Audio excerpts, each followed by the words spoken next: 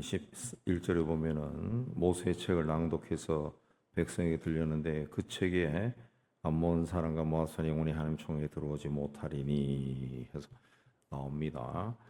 암몬과 모압 족속은 아브라함의 조카 롯의 후손입니다. 그럼에도 불구하고 그들이 이스라엘이 출애굽해서 광야를 통과할 때 그들을 적대시했습니다. 특히 발람이라고 하는 선지자를 돈으로 매수해서 이스라엘 백성을 저주하게 했습니다. 2절에 나오죠.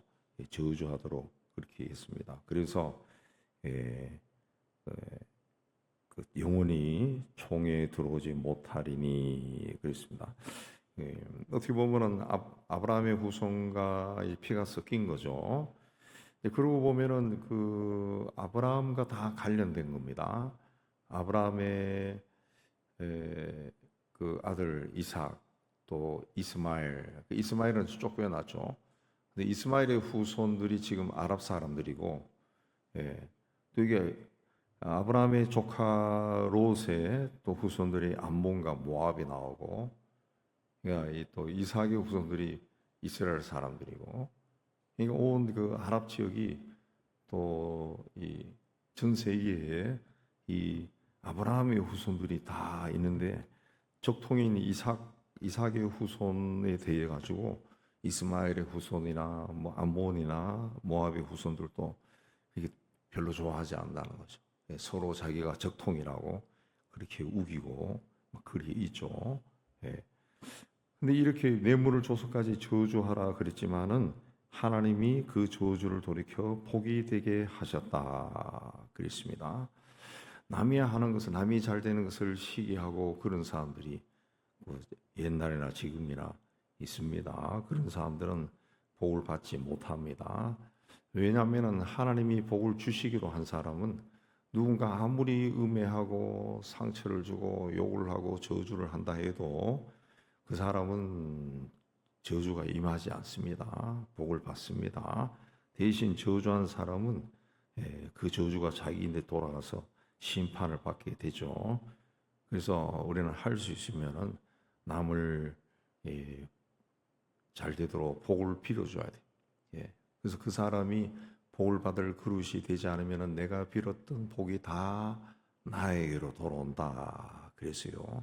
그래서 남을 위해서 복을 많이 빌어주면 빌어줄수록 그 복이 그 사람들에게 가서 그 사람들이 잘 되면 나도 보기에도 좋고, 그 복을 받을 그릇이 되지 않으면은 내가 빌었던 복이 나에게 다 돌아오니까 나도 좋고 그런 거죠. 내가 아는 주변에 있는 사람들이 그래도 다 잘 되면은 나도 좋은 겁니다.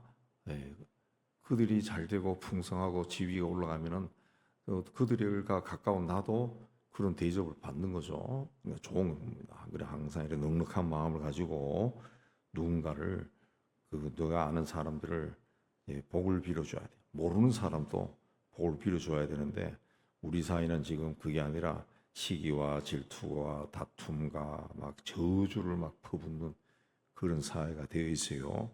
이게 자꾸 가면은 그 싫어하는 마음, 이 저주하는 마음을 통해 가지고 이 사탄이 기어 들어와서 더 마음에 그냥 막 증오심을 심고 막 악랄한 마음을 심고 해서 그야말로 총만 안 들었을 뿐이지 마음속으로 막 살인을 하고 막 그런 일이 막 벌어진다고. 우리 사회가 지금 그 지경까지 와 있습니다.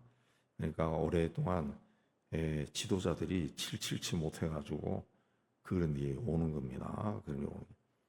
자, 백성들이 그렇게 해서 이렇게 암몬과 모압 사람들을 영원히 분리시켜 버렸습니다. 다 쫓아냈다는 거죠. 근데 제사장 엘리야십이 4절에 도비아와 이 연락이 있었다, 관계를 맺고 있었다 그랬습니다. 그래서 도비아를 위해서 성전에 큰 방을 만들어 줬다. 근데 이 방은 원래 성전 제사에 필요한 소재물, 유향, 또 레위 사람들, 노래한 사람들, 문지기들에게 11조로 주는 곡물, 그들에게 사례비를 주는 곳, 또 제사장들에게 주는 그 거제물을 두는 곳인데 그걸 비우고 도비아에게 성전의 방을 그의 집무실로 내어줬다 그랬습니다. 왜 이런 짓을 했느냐? 28절에 가면은 그의 대제사장 엘리아십의 손자 요아다의 아들 하나가 산발랏의 사위가 되었다. 그래서 산발라와 도비아가 아주 관계가 있는 관계 아닙니까? 좋은 관계를 있으니까. 그래서 그는 산발라가 도비아가 한편이니까 엘리야십이 그들을 위해 가지고 방을 내줬다. 그랬습니다. 그 성전의 방을 가지고 있었던 거죠. 이 비슷한 사건이 20몇 년 전에 우리나라에도 있었어요. 어디 교회인지는 모르지만 제법 큰 교회인데 그 교회 장로가 저도 그때 처음 알았는데 무기상이에요. 무기를 수입해서 국가에 납품하는. 우리나라가 직접 국방부가 직접 무기를 사오는 게 아니더라고요. 지금도 그러죠. 하나나 뭐 이런 데서 기업이 무기를 팔고 가지고 오잖아요. 그런 유명한 무기상이 우리나라에 뭐 원투에 속하는 무기 수입업자라더라고요. 돈이 많다. 그 사람이 아마 그 교회를 지을 때 뭐 헌금을 많이 했겠죠. 그래서 교회 안에 이 개인 사무실이 있었다. 개인 사무실 있고 그 개인 사무실에서 돈을 세탁했다는 거예요. 돈 세탁, 비자금을 세탁했다.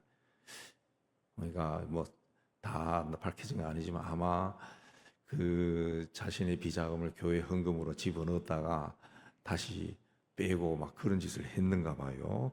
그래서 그게 그 발각이 돼가지고 구속되는 그런 일이 있었어요. 그런 일이라고. 특히 교회 사무실에 그 장로가 아무리 힘이 있다 해도 개인 사무실을 가지고 있었다라고 하는 것이 그 뭐 2층인가 3층 은밀한 곳에 있었다고 신문에도 그리 보도가 됐었는데 그런 일을 한 겁니다. 그런 일을. 그러니까 겁이 없는 거예요. 겁이 없는 거예요. 겁이 없는 겁니다. 하나님을 두려워하지 않는 겁니다. 두려워하지 않아요. 그러니까 뭐 그런 사람이 있어요. 목사도 그러면은 어떻게 할 수가 없는 거죠. 어떻게 할 수가 없는 거죠. 그러니까 이 사람이 대사장이 자기가 하나님의 종이라는 것을 잊고 산발락과 도비아의 재력과 권세와 결탁했다는 것을 볼 수가 있습니다. 이때가 느헤미야가 유대 총독으로서의 업무를 1차 업무를 끝내고 페르시아로 귀국했을 때입니다. 그리고 다시 그 2년 만에 재임기를 받아 유대 지방으로 돌아옵니다. 그래서 6절에 그때는 내가 예루살렘에 있지 아니하였느니라 그랬습니다. 그리고 돌아와서 보니까 이 일을 발견한 거죠. 며칠 후에 왕에게 말미를 32전에 내가 왕에게 나아갔다가 다시 페르시아로 돌아갔다가 여기는 바벨론 왕으로 되어 있는데 페르시아로 돌아갔다가 며칠 후에 왕에게 말미를 청하고 그랬습니다. 이 며칠 후에 왕에게 말미를 청했다라고 있는 것은 이제 성서의 원문에 보면은 그 돌아가서 거기서 그 때가 되어 가지고 언젠가는 모르지 며칠 후는 아니고 언젠가 그 때에 왕을 만나 가지고 이야기를 쭉 하고 난 다음에 다시 돌아왔다. 돌아오니까 엘리야십이 도비야를 위하여 하나님의 전투에 방을 만든 악한 일을 한지라 그랬습니다.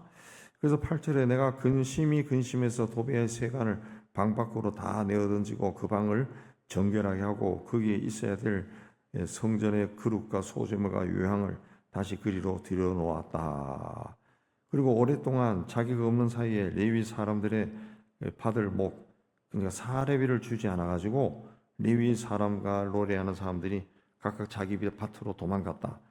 생업을 종사하기 위해 가버렸다는 거죠. 성전에 있지 아니하고. 그러니까 성전 예배가 엉망이 되어 있더라는 거죠.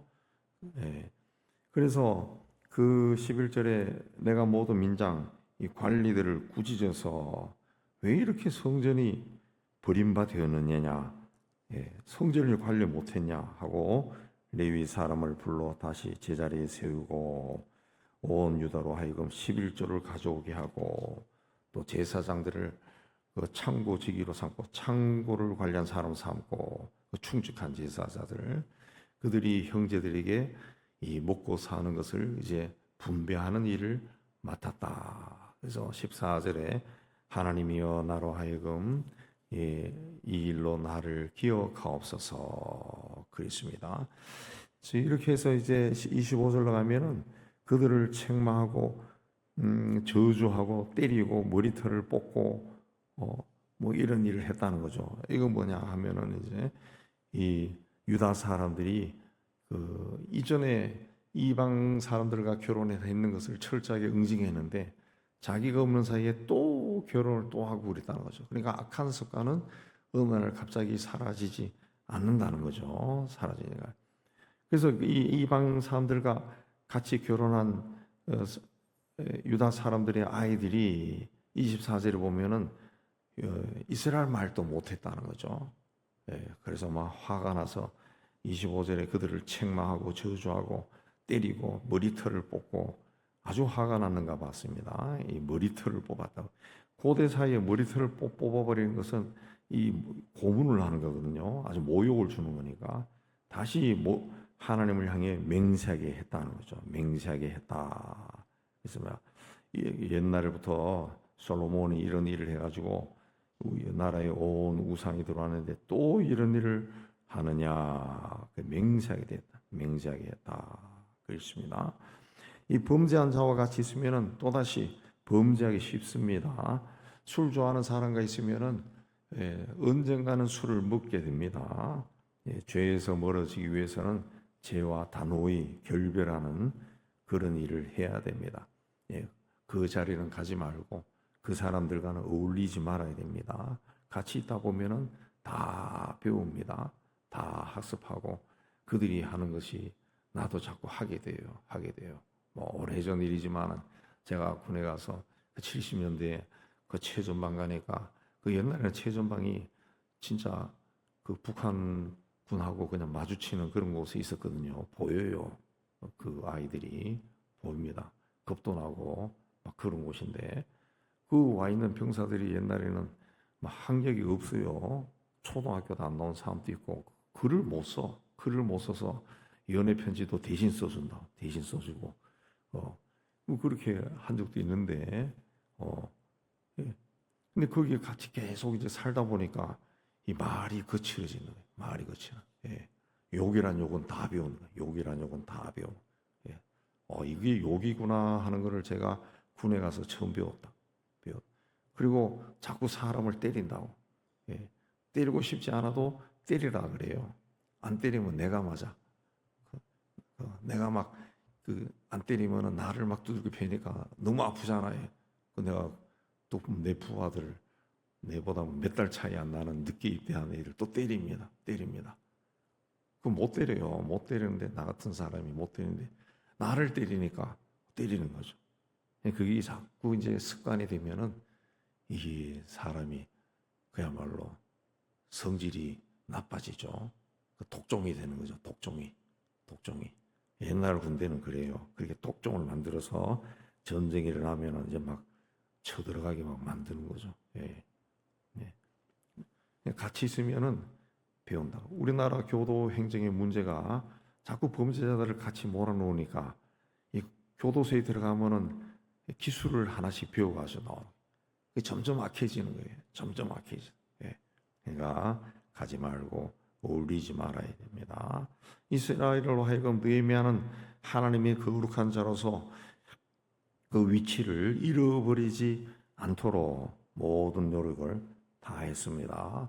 솔선수범해서 자신의 가족들과 자신의 재물을 희생시켜가면서 때로는 인내하면서 부드럽게 때로는 매우 강직하게 맺고 끊고 그런 일을 분명하게 했다는 것입니다. 그렇게 한 이유가 바로 옛날 솔로몬 왕 때 우상을 숭배해서 온 나라에 우상이 들어왔지 않느냐, 또 그렇게 우리가 하나님의 말씀을 듣지 않아가지고 나라가 망했지 않느냐, 다시 하나님의 진노에 들어가지 않도록 하기 위해서 그런 일을 한 겁니다. 그렇게 해서 나라를 세워나간. 근데 그런 일이 쉽지 않았다는 거죠. 왜냐하면 8절에 보면은 그 도비아가 성전의 방을 가지고 있었던 것을 방 밖으로 다 내던졌다. 8절에 내던졌다. 그런데 거기 보면 8절에 내가 심히 근심하여 그랬습니다.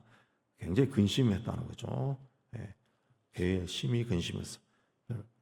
근심했다. 그래서 그 모든 것을 제자리에 세우면서 이제 14절에 가면은 이제 느헤미야가 뭐랍니까? 하나님이여 이 일로 말미암아 나를 기억하소서. 내가 하나님의 전을 위해 행한 선한 일을 잊어버리지 마세요. 자기를 기억해 달라.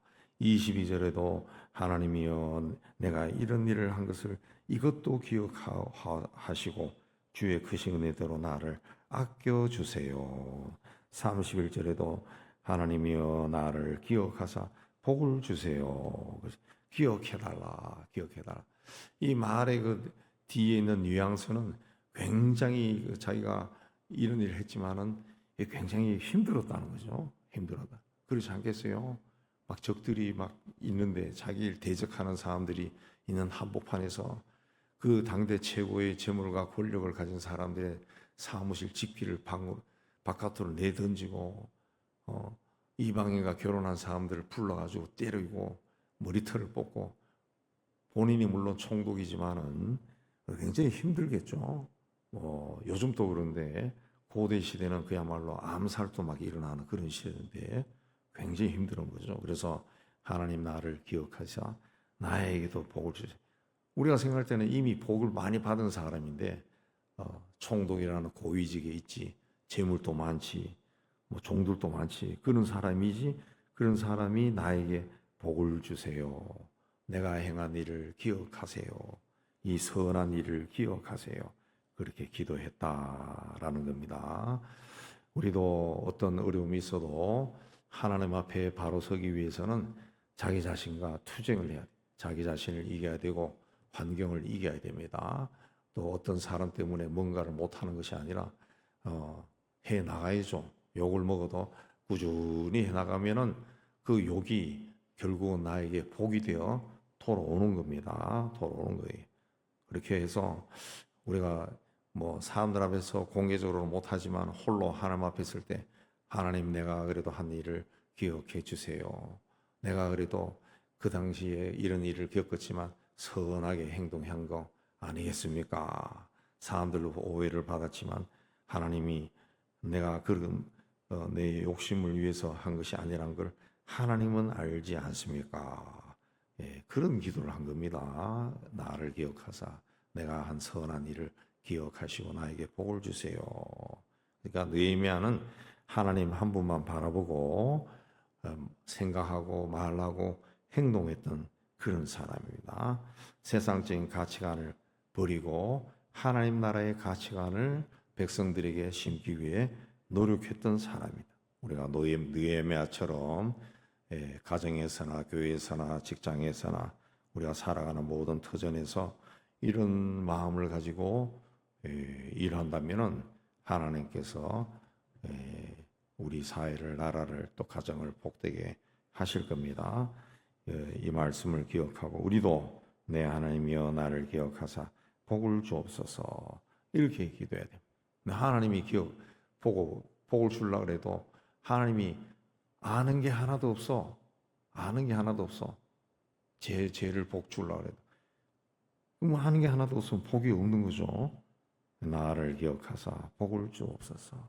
내가 행한 일을 보사 이 일도 기억하시고 주의 은혜대로 나를 아껴주세요. 네, 나를 아껴주세요. 이 일로 말미암아 나를 기억하소서. 내가 행한 모든 선한 일을 도말하지 마세요. 잊어버리지 마세요.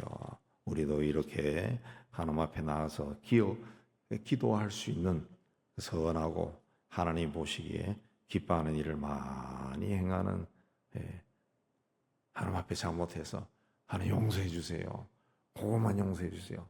어쩔 수 없어서 어쩔 수 없어. 하나님이 내 입장이 돼 보세요. 그런 유치한 기도하는 것이 아니라 하나님 앞에 나갈 때 하나님 내가 내 성전을 위해서 직무를 위해서 내가 행한 선한 일 도말하지 마세요. 지워버리지 마세요. 우리 이렇게 기도해서 하나님의 주시는 은혜와 복을 많이 받아 누리는 여러분 되시기를 주의 이름으로 축복합니다.